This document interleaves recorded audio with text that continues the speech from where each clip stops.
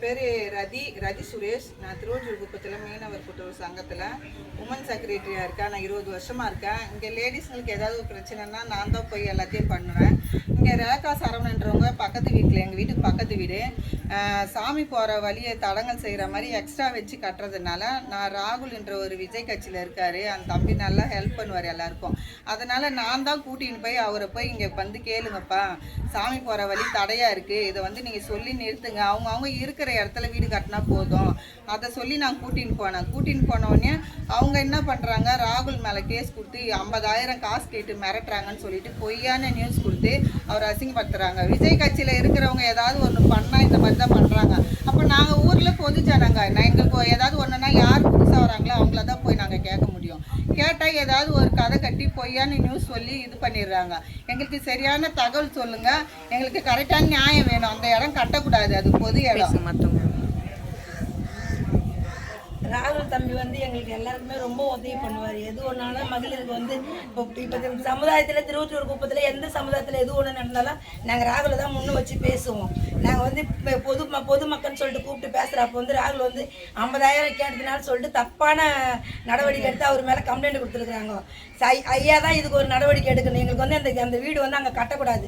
அவங்க வந்து கரெக்டான அந்த வீடு வந்து அவங்க கொடுத்த கட்டினாலே போதும்.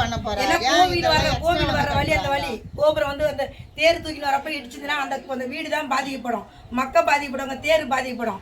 அதனால நாங்கள் கேட்டதுனால வந்து ராகுல் மேலே பள்ளி போட்டு ராகுல் 50,000 கேட்டான்னு சொல்லிட்டு விஜய் கட்சியில் இன்னைக்கு இருக்கிறதுனால ராகுல் மேலே ஒரு பொய்யான வழக்கு கொடுத்து இன்னைக்கு வீடியோவில் சொல்லியிருக்காங்க சார். ராகுல்ன்றவங்களுக்கு அவங்களுக்கு தனிப்பட்ட சம்பந்தமே இல்லை. நாங்க தான் போய் புகார் கொடுத்தோம். அவர் வந்து ஒரு தலையில நின்று கேட்டாரு.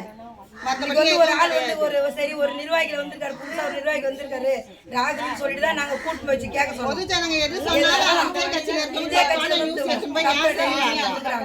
நல்ல ஒரு வேணும். சாமி போகுதுன்னா மக்களுக்கு பொதுமக்கள் தான் அந்த வழி என்ன ஆகும்?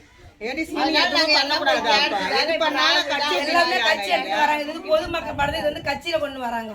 ராகுல் இன்னைக்கு கட்சியில இருக்கிறதுனால ராகுலோட பேர் வந்து விஜயோட கட்சி வந்து டேமேஜ் ஆகணும், விஜயோட பேர் டேமேஜ் ஆகணும், இதெல்லாம் அப்படியே ஒரு மாதிரி கோத்து வச்சுதான் பேசுறாங்க. நாங்க பொது ஜனங்க தான், நாங்கெல்லாம் பொது, இது வந்து கட்சி எல்லாம் இல்ல. இது பொதுல ஒரு திருவொற்றியூர் குப்பத்துல ஒரு குட்ஸ் இருக்கிறதுலாம் பேசுவோம். அதெல்லாம் வந்து கட்சியில பிரச்சனை எதுவும் கிடையாது. யாருக்கும் ஒரு பிரச்சனை எதனா ஒண்ணு தொடங்கணும்னா கட்சி எடுத்து இது வந்து பொதுமக்களோட பிரச்சனை. இது பொதுமக்களோட பிரச்சனை. இது வந்து ராகுல் பிரச்சனை கட்சி வந்து உதவி செஞ்சா பணம் கொடுத்து அவங்க பார்த்தாங்களா இல்ல கை முடிவா பிடிச்சாங்களா? அதை சொல்ல அது எடுத்து போட சொல்ல கடை. அவர் பேசுறதுக்கு ஏதாவது எவிடன்ஸ் இருக்கா?